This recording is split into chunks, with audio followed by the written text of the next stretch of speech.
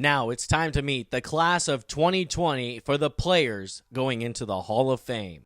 Cassie Cook, the Woodlands. Yes, Cassie Cook won UIL State Diving in 2012, but she had her eye on much larger podiums. The Woodlands Highlander was already on the international circuit, participating in the Junior World Championships and Pan American Games. Cook went on to dive at Stanford, where she graduated in 2018. She missed the Olympics in 2012 by .42 points, but participated in the 2016 Olympics in Rio. Cook was training for the 2020 Olympics before the pandemic. Mike Evans, Galveston Ball.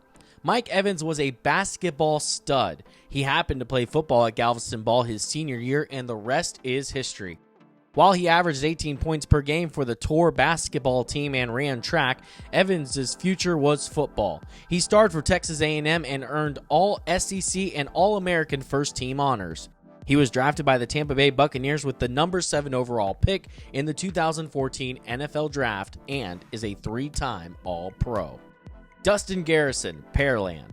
The lineage at Pearland at the running back position is historic. Fozzie Whitaker got it started, followed by Casey Carrier. Then came Dustin Garrison, who would lead the Oilers to their first and only football state title in 2010. He rushed for nearly 2,500 yards and 44 touchdowns that year, winning the Touchdown Club Offensive Player of the Year award. He then went on to West Virginia, where he had a solid career at running back.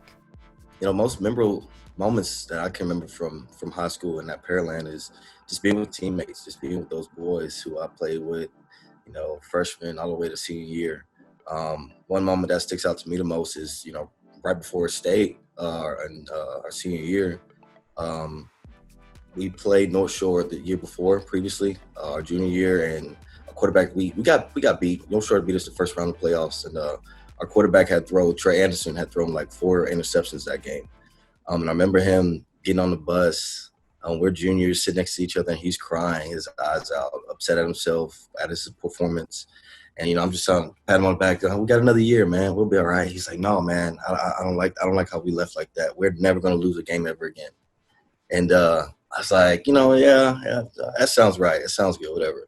But then that following season, we did go undefeated 16-0. And I just always look back at that moment and his eyes and his determination that sticks out to me the most is the passion that he had.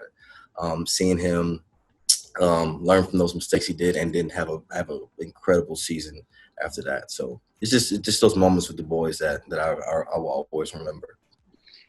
Paige McDuffie, the Woodlands. Paige McDuffie was one of the most dominant forces in Houston high school softball history.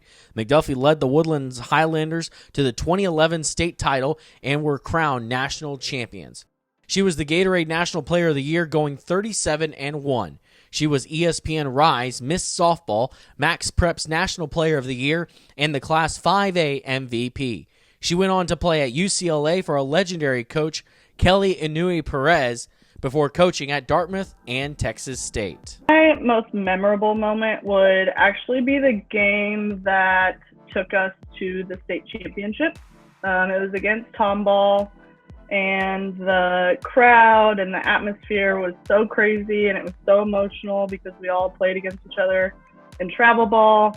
And it was just a crazy fight of a game. And I just remember it being so emotional. We had the water coolers being dumped on us, and it was just a great win with our teammates. Daniel Mengden, Westside.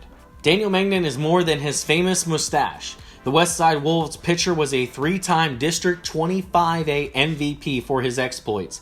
The HISD product was an Aflac All-American who signed to play college ball at Texas A&M. While with the Aggies, he earned all SEC utility player honors and was named to the All-SEC defensive team. Mengden was named to the USA Baseball National Collegiate Team in 2013. He was drafted by the Houston Astros in the 4th round of the Major League Baseball draft and made his debut in 2016 for the Oakland A's. He has over 35 decisions so far. Wayne Taylor, Memorial. Wayne Taylor was Mr. Houston in 2010-2011. He led the Memorial Mustangs on a deep playoff run in football as the quarterback, racking up 3,400 yards and 31 touchdowns. He was the district MVP and all-state selection. Taylor then went on to punish the baseball and was the 2011 Texas Baseball Player of the Year and a Collegiate Baseball All-American as a catcher. Taylor went on to Stanford, where he was a clutch performer in the postseason. Well, I mean, it's such an honor. It just brings back awesome memories of high school sports. I mean, so I was blessed to get to play in college, play baseball, but, looking back on my athletic memories, the most fun I ever had was playing football and baseball in high school with my buddies and, the guys I grew up with, the guys who I dreamed of, playing for the Mustangs with since we were kids. And so, just this all brings up some really fond memories. So growing up, my not next door, but 2 doors down, my neighbor Boomer White, he was a football and baseball player, also a Memorial legend.